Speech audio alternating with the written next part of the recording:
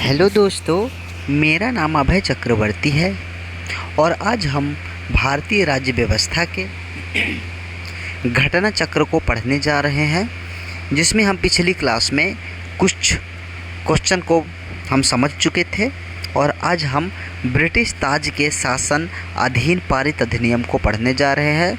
ये भी objective type question ही होंगे। तो आइए हम स्टार्ट करते हैं क्वेश्चन नंबर 1 से। क्वेश्चन नंबर 1 कहता है, निम्नलिखित में से किस अधिनियम के अंतर्गत भारतीय विधान परिषद को बजट पर बहस करने की शक्ति प्राप्त हुई? तो इसका आंसर हो जाएगा ऑप्शन नंबर जो है क्या है बी, भारतीय परिषद अधिनियम 1892। क्या हो जाएगा? भारतीय परिषद अधिनियम 1892। इसमें कहा गया था 1892 के भारतीय परिषद अधिनियम ने भारतीय परिषद के कार्यों में वृद्धि की। इसके तहत बजट पर बहस करने की शक्ति दी गई, परंतु मतदान का अधिकार नहीं दिया गया। याद रखिएगा कि 1892 का जो अधिनियम है, इस पर बजट पर बहस करने की शक्ति तो दी गई थी, परंतु मतदान का अधिकार नहीं दिया गया था।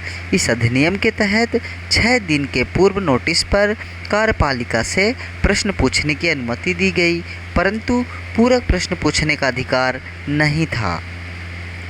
क्वेश्चन नंबर 2 में आते हैं, ब्रिटिश भारत में सांप्रदायिक प्रतिनिधित्व की व्यवस्था सांप्रदायिक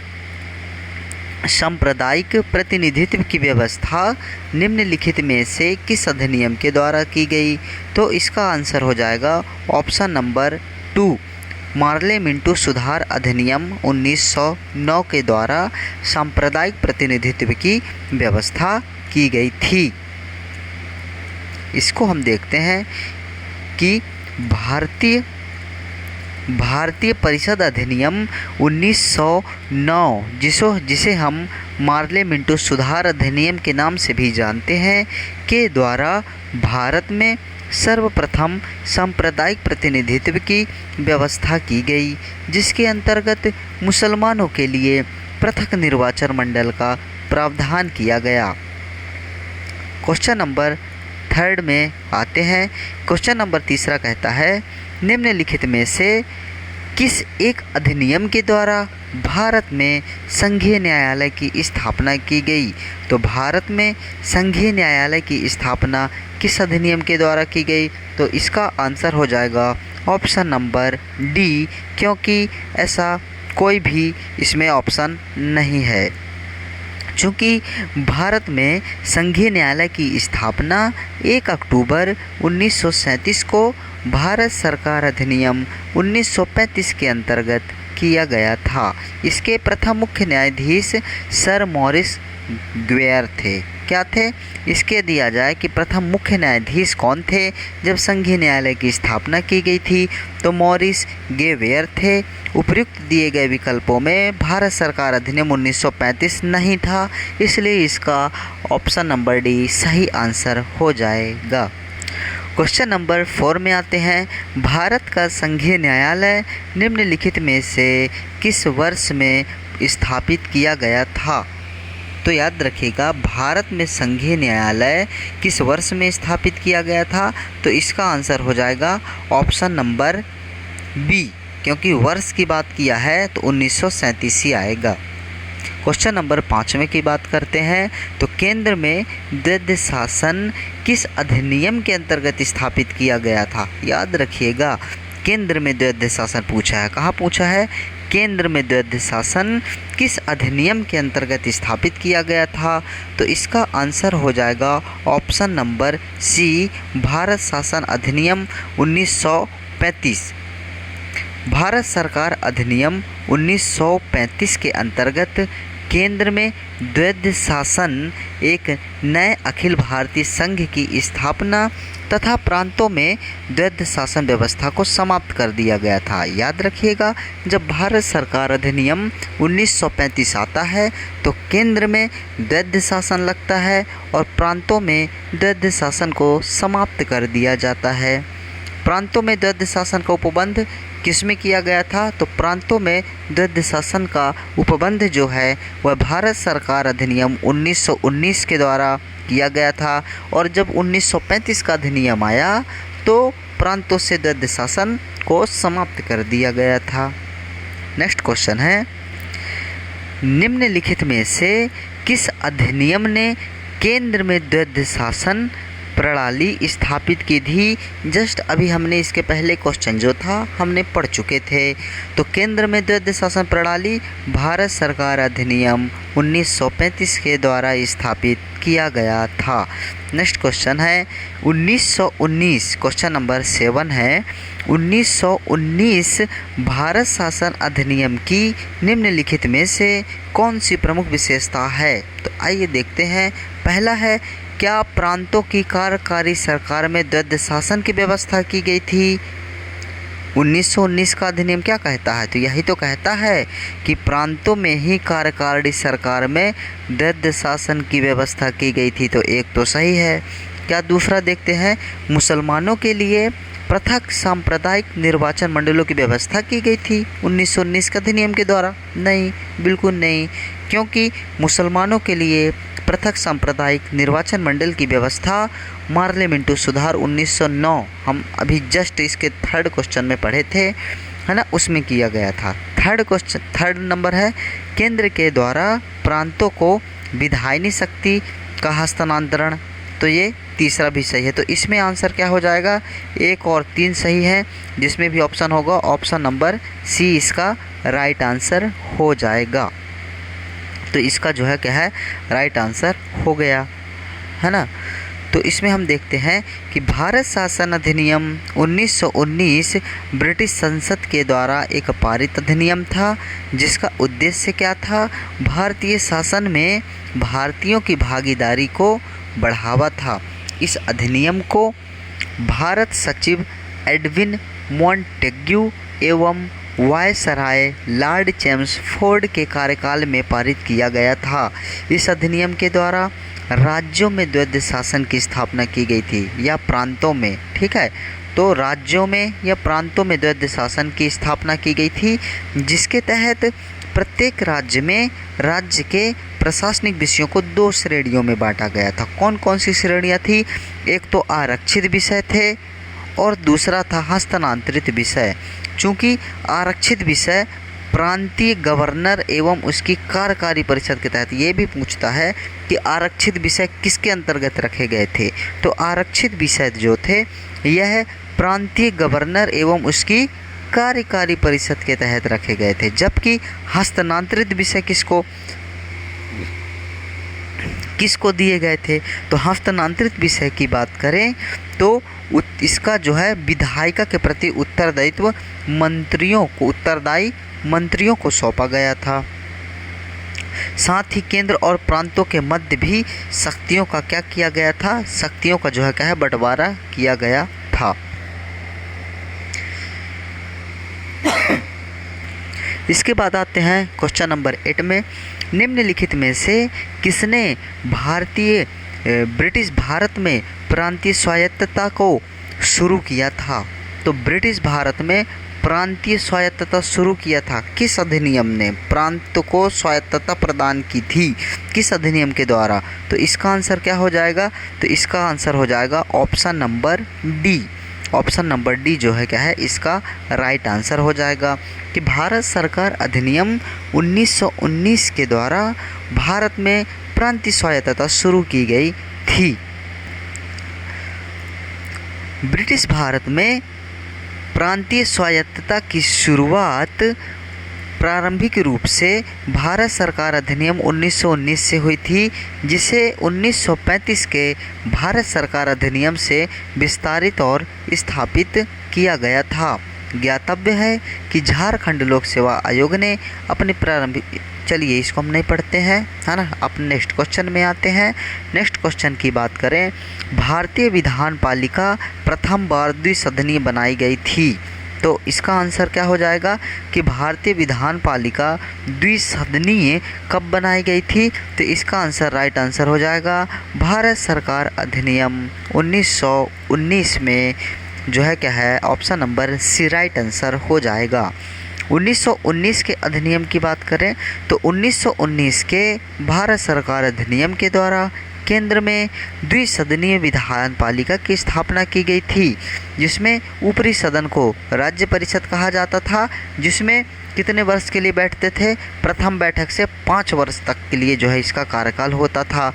फिर इसके बाद क्या आता है, इसी अधिनियम की धारा 18 के तहत कितने सदस्यों को, अधिकतम 60 सदस्यों में से अधिकतम 20 सदस्य सरकारी हो सकते थे। ठीक है, ये ऊपरी सदन कहला गया। ठीक है, और एक सदन और होता था जिसको हम कहते थे निचला सदन। निचले सदन में क्या होता था कि इसका कार्यकाल जो होता था 3 वर्ष का होता था, तथा भारत सरकार अधिनियम 1919 की धारा 19 के तहत 140 सदस्यों का प्रावधान था, जिसमें से 140 सदस्य तो थे लेकिन 100 निर्वाचित होते थे तथा 40 जो है मनोनीत किए जाते थे।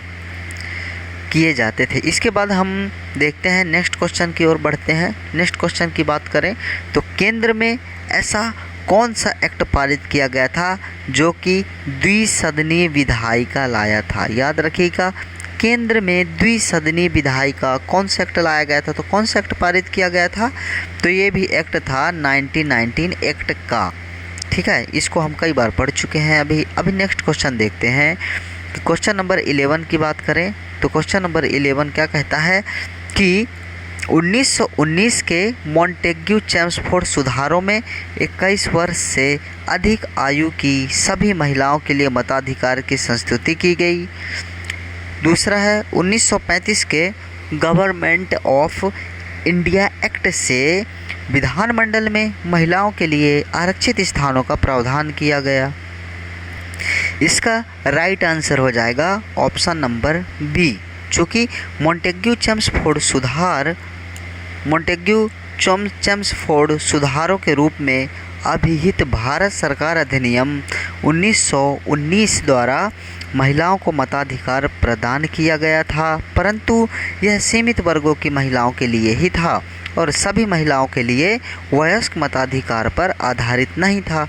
इस प्रकार कथन एक सही नहीं है, चूँकि 1935 के भारत सरकार अधिनियम के द्वारा सांप्रदायिक निर्वाचन प्रणाली का विस्तार करते हुए दलित वर्गों, महिलाओं और श्रमिकों के लिए पृथक निर्वाचक मंडलों का प्रावधान करते हुए विधानमंडल में स्थान आरक्षित किए गए थे। इस प्रकार कथन 2 सही है। क्वेश्चन नंबर 12 आता है, भारतीय सिविल सेवा के संदर्भ में निम्नलिखित कथनों में से कौन सा कथन सही है। पहला है, भारत सरकार अधिनियम 1919 में भारतीय सिविल सेवा के लिए एक अलग परीक्षा का प्रावधान किया गया था जो भारत में होनी थी। बिल्कुल सत्य बात है।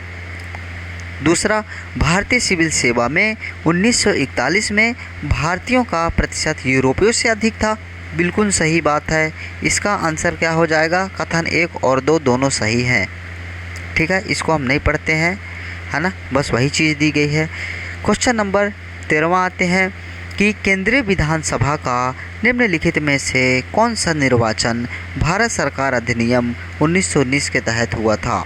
तो इसका आंसर क्या हो जाएगा, कौन सा निर्वाचन हुआ था 1919 के तहत, तो इसका आंसर हो जाएगा ऑप्शन नंबर सी, अर्थात 1926 और 1945 का केंद्रीय विधानसभा चुनाव भारत शासन अधिनियम 1919 के तहत किया गया था। क्वेश्चन नंबर 14 में आ जाते हैं। क्वेश्चन नंबर 14 क्या कहता है, आइए देखते हैं कि भारत शासन अधिनियम 1919 के अंतर्गत भारतीय विधायिका का अंतिम निर्वाचन किस वर्ष में आयोजित किया गया था। तो 1919 के अंतर्गत भारतीय विधान का अंतिम निर्वाचन जो है यह ऑप्शन नंबर सी 1945 में किया गया था। तो भारत सरकार अधिनियम 1919 के अंतर्गत भारतीय विधायिका केंद्रीय विधानसभा का अंतिम निर्वाचन वर्ष 1945 में आयोजित किया गया था। इसके बाद आता है क्वेश्चन नंबर 15, राष्ट्रपति की अध्यादेश निर्गत करने की शक्ति प्रेरित है। तो ऑप्शन नंबर इसका आंसर क्या हो जाएगा? ऑप्शन नंबर बी इसका राइट आंसर हो जाएगा कि राष्ट्रपति की अध्यादेश निर्गत करने की शक्ति भारत सरकार अधिनियम 1935 से प्रेरित है। चूँकि यद्यपि ब्रिटिश भारत में गवर्नर जनरल को 1861 के भारत परिषद अधिनियम से ही विधान परिषद की अनुमति के बिना अध्यादेश जारी करने की शक्ति प्राप्त थी, तथापि भारतीय संविधान में राष्ट्रपति की अध्यादेश निर्गत करने की शक्ति अनुच्छेद 123 भारत सरकार अधिनियम 1935 की धारा 22, 42 एवं 43 से प्रेरित है। नेक्स्ट क्वेश्चन आते हैं, निम्नलिखित में से किस अधिनियम के द्वारा संवैधानिक निरंकुशता का सिद्धांत प्रबद्ध किया गया है? तो याद रखिएगा, संवैधानिक निरंकुशता का सिद्धांत, ऑप्शन नंबर इसका राइट आंसर हो जाएगा ऑप्शन नंबर सी 1935 का भारत सरकार अधिनियम। 1935 का भारत सरकार अधिनियम क्या कहता है कि संवैधानिक निरंकुशता का सिद्धांत भारत सरकार अधिनियम 1935 के द्वारा प्रबद्ध किया गया। यह अधिनियम ब्रिटिश संसद के द्वारा पारित सर्वाधिक विस्तृत अधिनियम था। साथ ही यह भारत के लिए तैयार संवैधानिक प्रस्तावों में से सबसे जटिल दस्तावेज था। इसी अधिनियम में भारत संघ की स्थापना, संघीय न्यायपालिका, केंद्र और राज्यों के मध्य शक्तियों का विभाजन आदि की व्यवस्था की गई थी। नेक्स्ट क्वेश्चन आते हैं, भारत के संविधान में केंद्र और राज्यों के बीच किया गया शक्तियों का विभाजन इनमें से किसमें उल्लिखित योजना पर आधारित है? सिंपल सा आंसर है, हम कई बार पढ़ चुके हैं, भारत सरकार अधिनियम 1935। चूँकि भारत के संविधान, चूँकि हम इतना बड़ा पैराग्राफ नहीं पढ़ेंगे, इसके मुख्य पॉइंट को पढ़ेंगे कि जैसे कि भारत के संविधान में केंद्र और राज्यों के मध्य शक्तियों का विभाजन भारत सरकार अधिनियम 1935 में उल्लिखित योजना पर आधारित था और इसी अधिनियम की अनुसूची 7वीं अनुसूची में संघीय, राज्य और समवर्ती सूची में विषयों का विभाजन किया गया था। इसके अतिरिक्त 1935 के जो शासन अधिनियम है, प्रांतों में भी द्वैध शासन को समाप्त कर दिया गया था, याद रखिएगा, और केंद्र में द्वैध शासन को लागू कर दिया गया था। चूँकि प्रांतीय स्वायत्तता के सूत्रपात का संकेत था, है ना, तो इसमें से एक अखिल भारतीय महासंघ स्थापित करने का प्रावधान शामिल किया गया था। दूसरी बात क्या है, इम्पॉर्टेंट फैक्ट इसमें क्या है? इम्पॉर्टेंट फैक्ट ये है कि जब 1935 का भारत सरकार अधिनियम आया था, तो इस अधिनियम के द्वारा जो अवशिष्ट शक्तियाँ थी, अवशिष्ट शक्तियाँ गवर्नर जनरल को प्रदान की गई थी, राइट। तो इसके बाद हम आते हैं नेक्स्ट क्वेश्चन में। नेक्स्ट क्वेश्चन क्या कहता है कि निम्नलिखित में से एक भारत सरकार अधिनियम 1935 की मुख्य विशेषताओं में से नहीं है। क्या पूछा है कि ऐसा कौन सा पॉइंट है इन चारों में कि 1935 के भारत शासन अधिनियम में नहीं था? तो आइए देखते हैं। पहला है, इस अधिनियम में अखिल भारतीय महासंघ का प्रावधान था। बिल्कुल सत्य बात है, अखिल भारतीय महासंघ का प्रावधान था। बी है कि अवशिष्ट विषय प्रांतीय विधायिका में आवंटित किए गए थे। प्रांतीय विधायिका में आवंटित किए गए थे, गलत बात है। अभी हमने पढ़ा था कि अवशिष्ट विषय जो हैं गवर्नर जनरल को प्रदान किए गए थे। ये देखिए, ये यहाँ लिखा है कि गवर्नर जनरल को प्रदान किए गए थे, ना कि प्रांतीय विधायिका को। ठीक, तो बी तो गलत हो गया। आइए अब ऑप्शन सी पे आते हैं। यह प्रांतीय स्वायत्तता के सूत्रपात का संकेत था। बिल्कुल सही बात है, प्रांतीय स्वायत्तता के सूत्रपात का संकेत था। और ऑप्शन नंबर डी है, इसमें प्रांतीय स्तर पर द्वैध शासन प्रणाली को समाप्त कर केंद्र में लागू किया गया, राइट। तो इसका आंसर हो जाएगा ऑप्शन नंबर बी, इसमें गलत है। क्वेश्चन नंबर 19 की ओर बढ़ते हैं और हम इसमें देखते हैं, एक संघीय व्यवस्था और केंद्र में द्वैध शासन भारत में लागू किया गया था, तो किस अधिनियम के द्वारा लागू किया गया था? तो इसका राइट आंसर हो जाएगा, देखिए, केंद्र में द्वैध शासन भारत शासन अधिनियम 1935 के द्वारा। इसका राइट आंसर हो जाएगा ऑप्शन नंबर ए, भारत सरकार अधिनियम 1935 के द्वारा। क्वेश्चन नंबर 20 बनाते हैं। निम्नलिखित में से किस एक अधिनियम ने भारत में संघीय शासन की व्यवस्था दी थी? तो भारत में संघीय शासन की व्यवस्था एकमात्र ऑप्शन है, ऑप्शन नंबर सी, भारत सरकार अधिनियम 1935। इसी अधिनियम के द्वारा भारत में संघीय शासन की व्यवस्था दी गई थी। क्वेश्चन नंबर 22 की बात करते हैं। 1935 के अधिनियम के द्वारा स्थापित संघ में अवशेष शक्तियाँ किसको दी गई थी? तो संघ में अवशेष शक्तियाँ जो हैं किसको दी गई थी? तो इसका राइट आंसर हो जाएगा गवर्नर जनरल को। अभी हम पढ़ के आ चुके हैं, है ना। तो इसका राइट आंसर देखते हैं, option number C, governor general को दी गई थी। क्वेश्चन नंबर 23 आते हैं। निम्नलिखित में से कौन सा एक भारत शासन अधिनियम 1935 में स्वीकार किया हुआ महत्वपूर्ण और स्थायी अवयव नहीं है? याद रखिएगा, 1935 में कौन सा नहीं है? तो ऑप्शन नंबर ए, देश के लिए लिखित संविधान, बिल्कुल, है ना, यही नहीं है ना, ठीक है। दूसरा क्या है? विधानमंडल के निर्वाचित एवं जवाबदेही प्रतिनिधि, सी, एक संघ की योजना पर विचार, डी, विधानमंडल के लिए सरकारी सदस्यों का समावेश। तो इसका राइट आंसर हो जाएगा ऑप्शन नंबर ए। क्योंकि जो लिखित संविधान था या संविधान की बात क्रिप्स मिशन में की गई थी, ठीक है। अभी हम देखते हैं कि इसमें क्या क्या लिखा है कि भारत सरकार अधिनियम 1935 में देश के लिए लिखित संविधान का उल्लेख नहीं था। भारत के लिए संविधान का सर्वप्रथम उल्लेख क्रिप्स मिशन के द्वारा लाया गया था। अन्य तीनों विकल्प भारत शासन अधिनियम 1935 में समाहित थे। इसके बाद नेक्स्ट क्वेश्चन आता है, 1935 का गवर्नमेंट ऑफ इंडिया एक्ट क्यों महत्वपूर्ण था? तो 1935 का गवर्नमेंट ऑफ इंडिया एक्ट इसलिए महत्वपूर्ण था, क्यों? ऑप्शन नंबर ए, यह भारतीय संविधान का मुख्य स्रोत था, इसके द्वारा भारत को स्वतंत्रता मिली थी। ये तो गलत बात है भाई, बी नंबर तो एकदम ही गलत है, ठीक है। इसके बाद क्या है?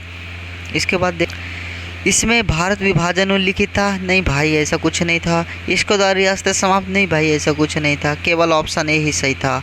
ऑप्शन ए में क्या था कि भारत का वर्तमान संवैधानिक ढांचा कुछ 1935 के भारत शासन अधिनियम पर आधारित है और इस अधिनियम के मुख्य उपबंध हैं कि संघात्मक सरकार की स्थापना की गई थी, केंद्र में द्वैध शासन की स्थापना की गई थी, प्रांतों में द्वैध शासन के स्थान पर स्वायत्त शासन की स्थापना की गई थी, द्विसदनीय केंद्रीय विधानमंडल, प्रांतीय शासन व्यवस्था, प्रांतीय विधानमंडल, केंद्र एवं प्रांतों में शक्तियों का विभाजन तथा फेडरल न्याय की स्थापना आदि की गई थी।